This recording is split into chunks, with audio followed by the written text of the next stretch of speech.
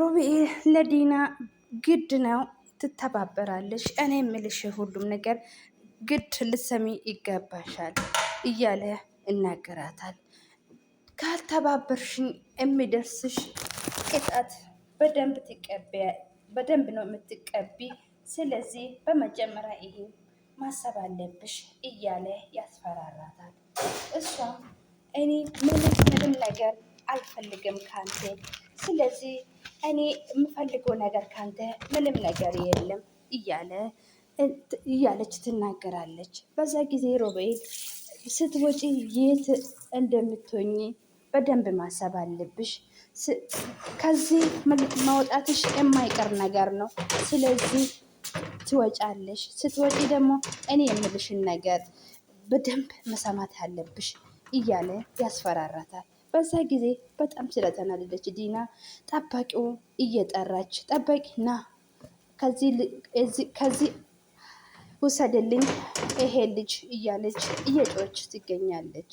በዛ ጊዜ እሱም አስብበት ብሎ ጥሎ ይሄዳል። በዛ ጊዜ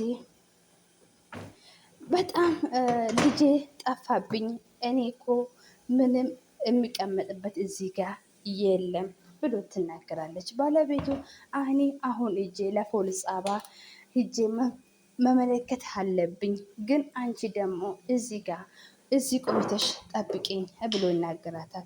ምን ሆንክ? እንዴት ነው የሚቀመጠው?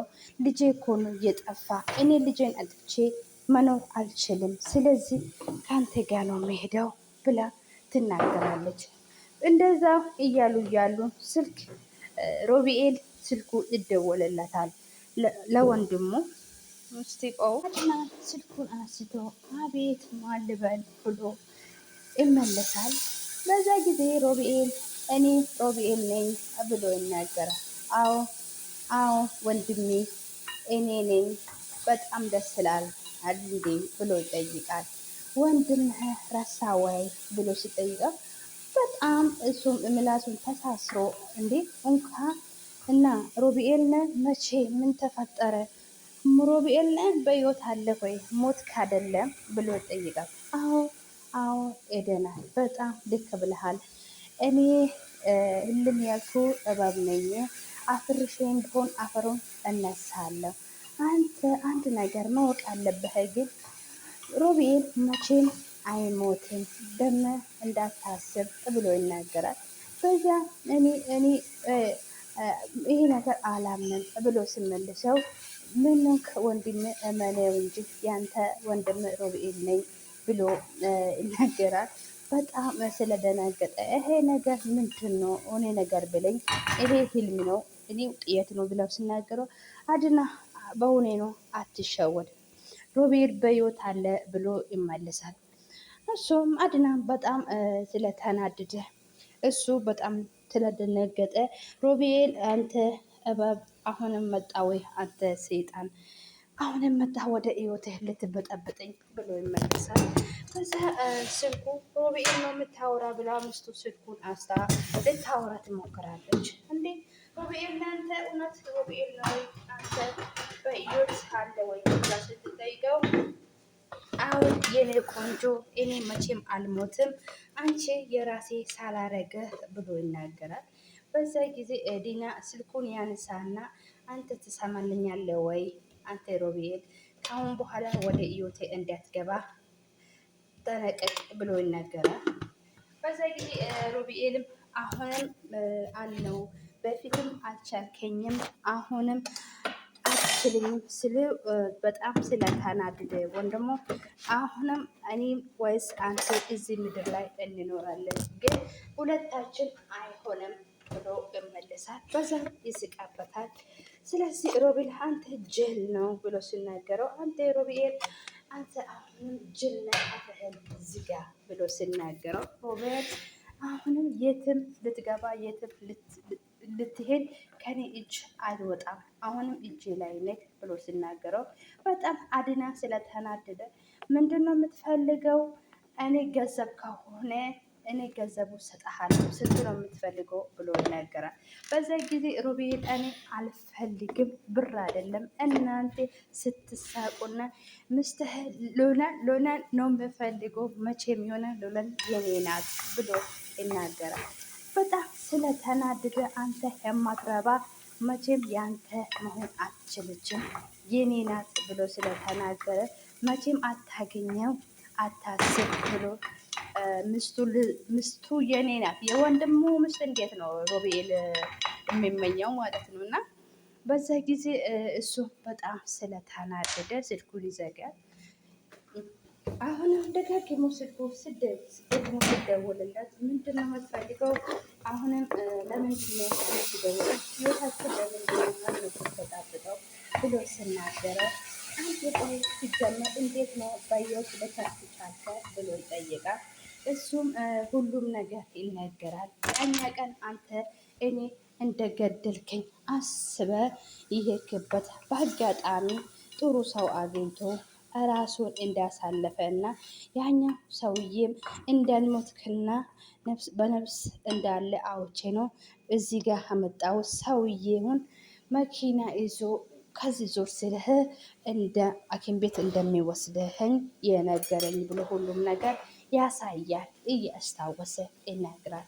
ሰላም ሰላም ውድ ፋሚሊዎች ሰላም እና ፍቅር እያላችሁ ዓለም ዳርቻ ብዝት እየብላችሁ ለዚህ ቤት አዲስ ሆናችሁ ሰላምና ላይክ ሼር እያደረጋችሁ አበረታችሁ ስለምታደርጉ ትብብር ደግሞ በጣም አመሰግናለሁ። የቀበርኩህ የሞትክ ስለመሰለ እሷም ከዚህ ርቀት ሄዳለች። ስለዚህ በቆመ ተጫወተችብኝ። እኔ በቁመ እንደተጫወችን አይለቅሽም፣ እወቅልሻለሁ።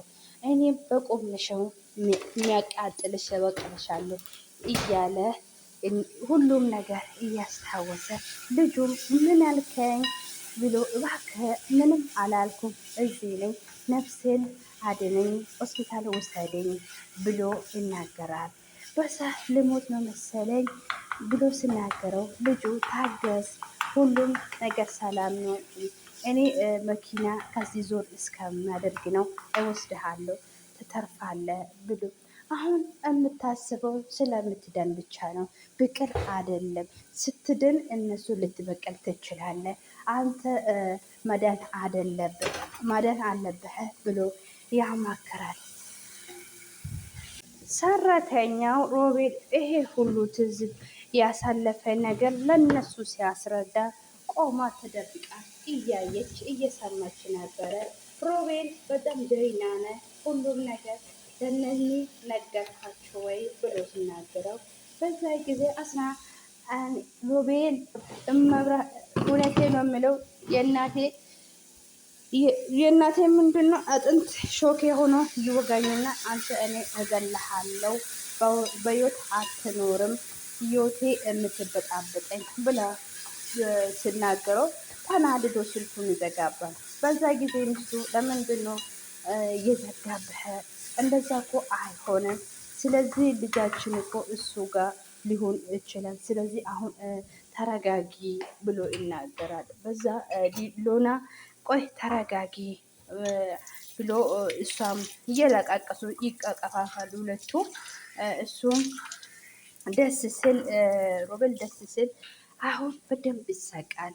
እኔም እመሜን እንዴት እንደሆነ እነሱ ይገባቸዋል እያለ ቅስቅስ ስስቅ ደግሞ ያምራል እና እያሳቀባቸው ይገኛል። በደንብ ይሰቃያሉ። እኔ ደስ ብሎኛል እነሱ እንደዚህ ይሄ ሁሉም ነገር ነው ያየሁት ብሎ ሲናገረው አድና አንካ ስልኩ ለሮቤል ደውለው ስለዚህ ልጃችን እኮ እሱ ጋር ሊሆን ይችላል እንደሱ አይደለም ብላ ትናገራለች። እሷ በእርግጠኛ ነኝ ልጃችን እሱ ጋር ስለሚሆነው ደውለው ብላ ትናገራለች። አድና ቆይ ለምንድን ነው እንዴት ነው ይሄ ነገር አሰብሽው ብሎ ስትናገረው አዎ በሩን ከፈተ እኮ እሱ ሊሆን ይችላል። ሮቤል ካለ ምክንያትና ካለ መረጃ እኮ እኛ ጋር ስልክ መደወል አልችልም። በሩን የከፈተ በሩን የከፈተ እርግጠኛ ነኝ እሱ ሊሆን ይችላል ብላ ትናገራለች። እሱም አዎ ልክ ነሽ ሮቤል ነው እውነት ሮቤል ሊሆን ይችላል እደውልሃለሁ ብሎ ስልኩን አስይዞ ስደውለው ሮቤሉ በተራ ቅብረን እያለ ስልኩን አላነሳ ምን ታመጣለ እያለ ስልኩን አላነሳ። በዛ ጊዜ ሮቤል እባክህ ስልኩን አነሳልኝ ብሎ ይናገራል።